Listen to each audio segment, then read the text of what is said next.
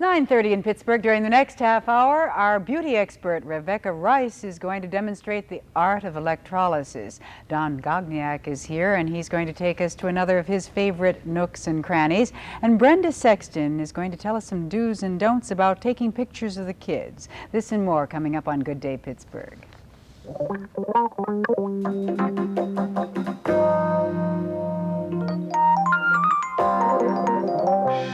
Good morning. Welcome to Good Day Pittsburgh with Eleanor Schano White and Tom Peterson with news.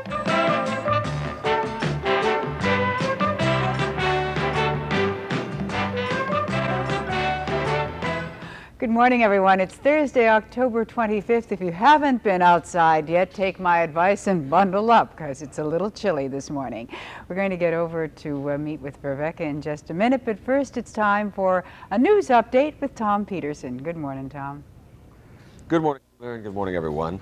An unidentified Greensburg area teenager is in guarded condition this morning after having been shot in the head, allegedly while attempting to steal gasoline with several other teenagers. The incident occurred at the Atlas Van Lines Company property near Greensburg. The youth was reportedly shot by an employee of the company. The youths were allegedly trying to siphon gasoline from an Atlas truck on that property. State police are continuing an investigation. The youth is in Westmoreland Hospital.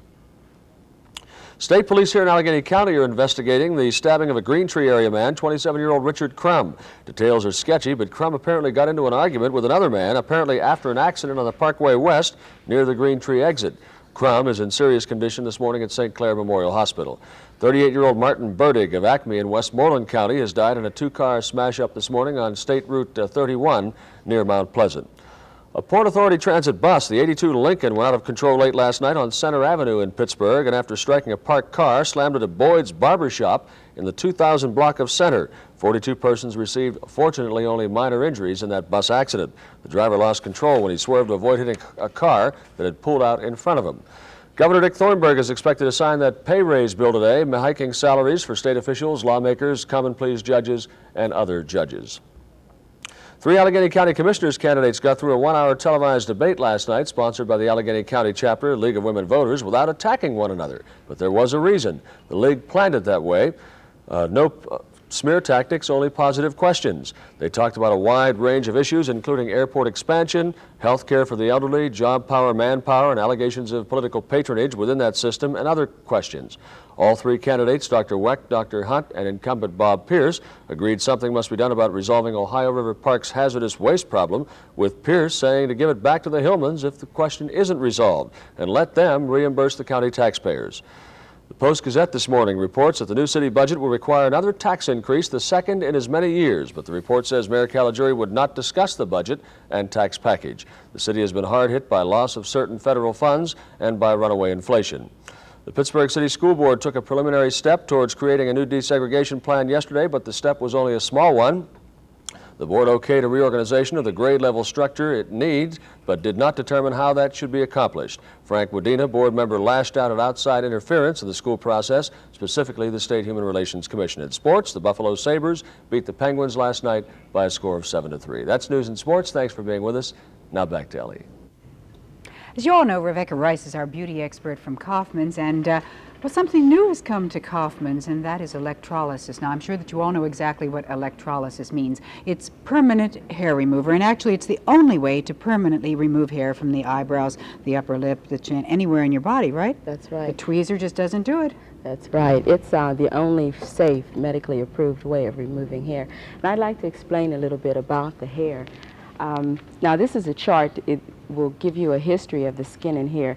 This is what you see under the skin, and this is the surface of the skin. This projection right here is a hair shaft, and this is the follicle, and this is the area that we'll be dealing with, the papilla. This is what nourishes and feeds the hair. Okay, what we'll do, we'll insert a tiny filament that's thinner than your hair into the already open pore down to the papilla and generate a little heat. And this will coagulate the papilla, and this will render the papilla inactive so that it will no longer feed and nourish the hair. Now, if you have an ordinary papilla like this treatment, 85% of the time it's effective immediately. Okay, because we cannot see through the skin, we don't know if you have a normal papilla or a distorted, normal follicle or a distorted follicle. What is a distorted A follicle? distorted follicle is like this diagram. If when we insert the filament won't turn corners, and see the follicle is off to the side. It's not straight like this one. Well, Revecca, does that mean that if you do have a distorted follicle that you can never have that particular hair removed permanently? No, it means that it takes several more treatments. So 15% of your follicles are in this shape, and it will take several more treatments to render it inactive. Unwanted hair is something that really disturbs a lot of women. It's something that a lot of women don't even want to talk about because they feel that they're sort of freaky, that this only happens to them, and yet you work with women all the time. It's very common, yes, right? It's very common in the facial area. It really is. There's a lot of different things that will stimulate extra hair growth. It could be a hormone imbalance. It could be nervous tension. There's a lot hereditary. There's a lot of different reasons. I'm going to have a couple hairs removed. Okay, let's have a demonstration and prove that this is not only safe, but it's painless. Yes, it's not painful at all. Okay, as Bianca is doing this, Revecca, why don't you describe for our viewers exactly what she will be doing? Okay, what she's doing now, she's sterilizing, and we're going to insert the filament into the already open pore, so she won't be puncturing the skin. The follicle is open already, the pore, because the hair is there. And she'll make an insertion. Now, it's impossible for us to see if the papilla is in a follicle that is distorted or if it's in a normal follicle. You know, if it's the normal follicle, we can render it inactive with one treatment. But if it's a distorted follicle and the follicle is actually curved, then it will take several treatments to render that papilla inactive. And it's really not painful at all. Okay. Is electrolysis used, or can it be used in all parts of the body on the face? How about the eyebrows? Yes, we can do the eyebrows. We can do any area on the body. The only area we can't do is like inside the nose and inside the ear, but we can Do you clear. recommend that a woman have electrolysis done on her eyebrows because the shape of eyebrows changes with fashion trends, and maybe though it may be a thin eyebrow this season, maybe a couple of years from now, a woman will want to allow her brows to grow in a little thicker? Well, what we do, we just clean up the eyebrows, like in the center area or like down close to the lid. We clean that up. We don't actually go in and have it definite shape to the eyebrow. What about hair growth on the upper lip and on the chin, which is those are common areas? Does electrolysis ever leave a scar? No. If it's done properly and the intensity is not too high, it will not leave a scar. Every now and then you'll get a scab, but that will go away, and it won't leave a scar at all. For demonstration purposes, Bianca is using your arm. Now, I know that a lot of women are even disturbed because they have noticeable hair growth on their arm. You wouldn't use electrolysis to remove hair from a large area like your arm, Well, would you? you could. It would be very time-consuming. You know, it would take a long, long time to remove all of the hairs on the arm. Speaking of time, about how many sessions would one have to have? Let's give an average number of sessions that you'd have to have to. Well, we can't really give an average because it depends on the particular hair growth. We can't say that 2 sessions, 3 sessions, 4, because we can't see under the skin, so we don't know what shape is her follicle in. Now, I would like to explain new hair growth and if it's regrowth or new hair. You have at least 1,000 hairs per square inch on all over your body. All of the hairs aren't at the surface. There are different stages under the skin, and we can't see under the skin, so we don't know what stage it's in. So if you would have a treatment this week and we would remove the hair, and you saw hair next week, that couldn't possibly be the hair that we removed last week, because it takes 8 to 13 weeks for a new hair to leave the papilla and reach the surface of the skin. So you're talking really about a 2 to 3 month project to completely... Yes, so we know your complete hair cycle. Yes. We have a promotion at Kaufman's, and we're running a series of facials. It's a $79.50 value for $35. What do you get for $35? 3 half-hour sessions with the electrologist, and at the end we give you a clean-up mini facial. And then we show you how to put your makeup on. And this is only for the face. And this is something brand new. To my knowledge, Kaufman's is one of the first department stores now to offer electrolysis, right? Or is it being done? Yes, this method, yes. Okay. Revecca Rice, thank you so much. Oh, thank Permanent you. hair remover via electrolysis at Kaufman's. Thank you, Doc, and we'll be right back.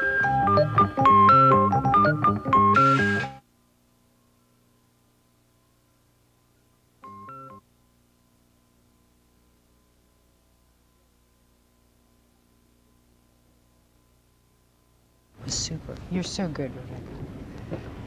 Got my two favorite guests today where I can really lay back. I just turn it over to Dawn, let her roll. Where are we going again? Yeah, I think I can. I think I can. How's this? Let's not put it there either.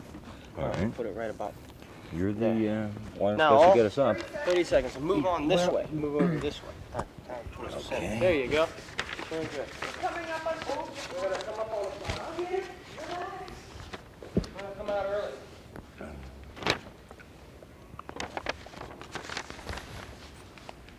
Stand by.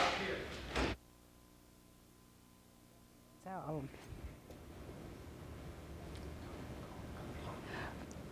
I want to welcome Don Gogniat, one of our regulars here on Good Day Pittsburgh, and Don is going to take us to one of his favorite nooks and crannies, and I always love it when you stop by, Don, because it's always a total surprise. You haven't really told me where we're going yet today. We're going to go to Point Breeze in the eastern section of Pittsburgh off Penn Avenue and look at some of the things that are happening in Point Breeze. One of them is the first slide showed, Frick Park.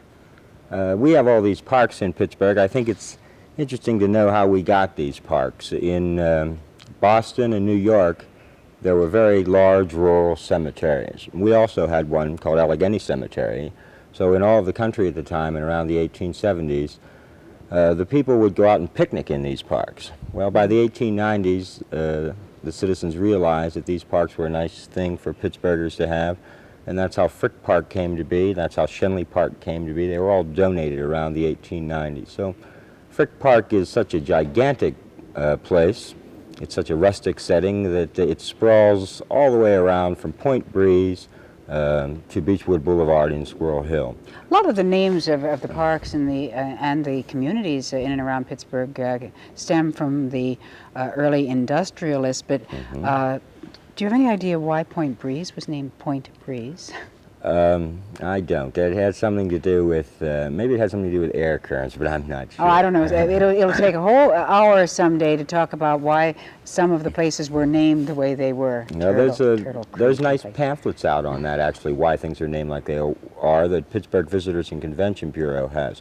We just saw a picture of the Lawn Bowling Association of Pittsburgh. They have I don't know how many people know that there's a lawn bowling association right in the middle of the East End. This is just some of the housing in Frick Park. We can go from gigantic houses to all sorts of little houses that are just tucked in. There's such a difference in the land use pattern in Frick Park, in Point Breeze, that it's amazing. But there are some very strange things happening there, and this is one of them. This is the Frick Museum in Point Breeze.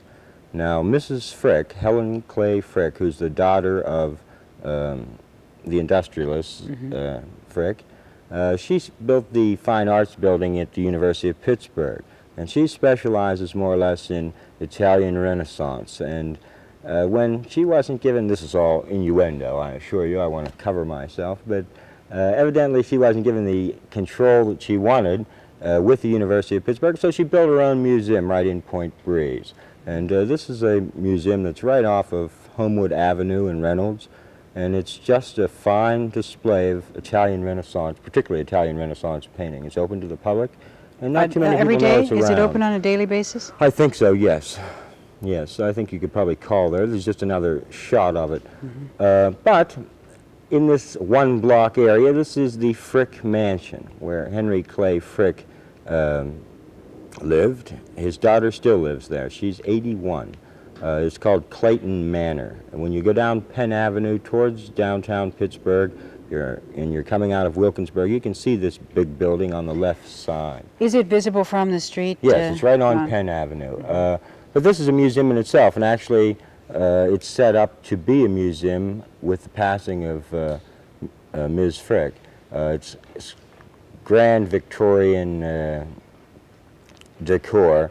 It has some things in it that it's a harpsichord organ, for example. I know that's not the correct name for what this is, but it's like a player piano, and there's only 2 of them in the world, so there's no reason to remember the name of it anyhow. But it's just an amazing place. I don't know. This was built, Henry Clay Frick built it, so I would imagine this was built in the late 1800s. We'll just see some of the things that are involved inside the grounds of the mansion. Ms. Frick lives in New York most of the time and flies down to Pittsburgh occasionally. This was the playhouse that was built by Henry Clay for Helen, the person that still lives there now. Now, I'm going to try and give you an idea of the size of this thing. The extension you see there is the bowling alley for the playhouse that was built. The bowling alley for the playhouse. For the playhouse, exactly. Now, this is right on the grounds in Point Breeze. Mrs. Frick also has flowers flown up from her greenhouse in Point Breeze to her New York apartment once a week. She likes roses. They grow all sorts of kinds of flowers, but fresh flowers are shipped up there. If you can peek inside the carriage house that they have on the grounds, a different kind. You can't get into the grounds, by the way, so there's no reason to try and peek. But this is the Skipper, the dog of Clayton Manor's tomb in the grounds area. And some of the flowers just around. It's just, here we are in Point Breeze. It's in the middle of the city. It's 2 blocks from Homewood. It's about 4 blocks from Squirrel Hill. And we have a museum. We have a Victorian home that's about to be a museum. We have all of these things that are there. It's just, certainly a nook and cranny. Still being maintained beautifully, even though no one is in permanent residence there. Absolutely. She's not in permanent residence, but it has to be ready when she comes back. That's exactly what the caretakers have in mind, to have that place excellent when she arrives, no matter when it is. And she's a pretty eccentric person. She could arrive at any time, actually. Don, that is indeed a nook, a cranny that, well, you told me a lot this morning that I had never known before, and here I've lived in the city all my life. Don Gogniat, thank you so much. We're going to be telling you about some little tips on how to take pictures of your children when we return.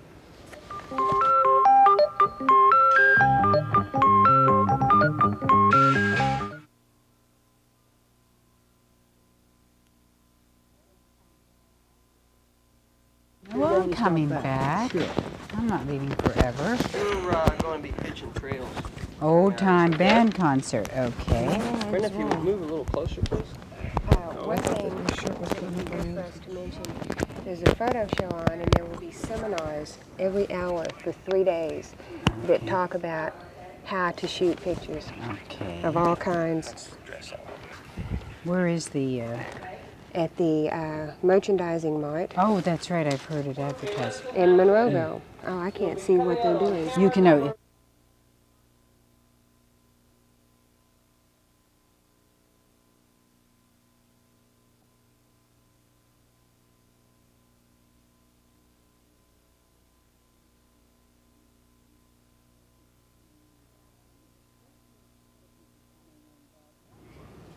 Christmas is coming, and one of the favorite presents, especially for grandparents, is a little photograph of the kids. And actually, any of us who have raised children, I think we know how precious these photographs are.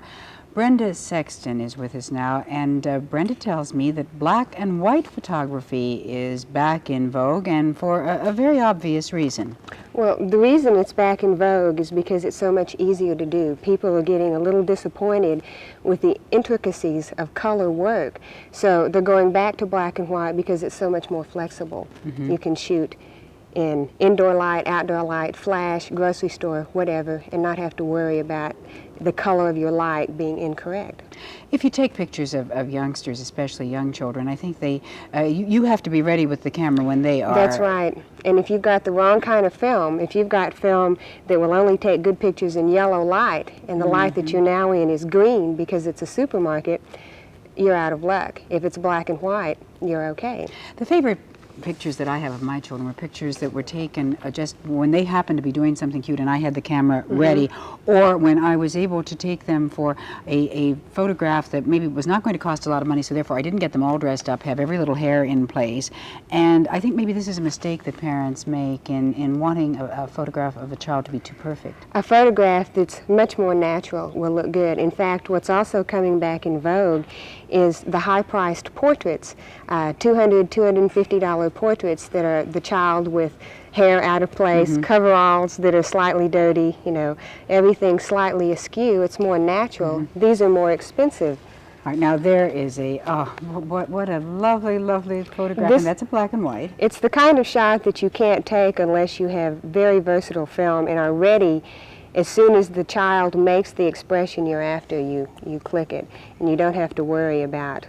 That's a mood picture, isn't it? It's a mood picture, right. Don't know exactly what mood or what prompted He was that, upset because we had just told him to quit playing on his grandfather's walker. So he was mad, and that's this, I don't like this at all, kids' look. faces don't lie, do That's they? right. Okay, and let's see what we have. Oh, now there's a happier mood. Right, the surprise at Christmas opening presents, which is what this was. Again, it's instantaneous effects that you have to be ready for. Now, if you, Brenda, take black and white photographs, as you are suggesting, for the obvious reasons that it is easier to capture the mood of the child with black and white film, can these be tinted later? Yes, that's another thing that's coming back in vogue for a number of reasons. It's cheap, it's easy, and it's permanent. Color photographs will tend to fade after a period of time. Color tinted photographs will not fade, and you can control the color. You can make the background any color you want, the clothes any color.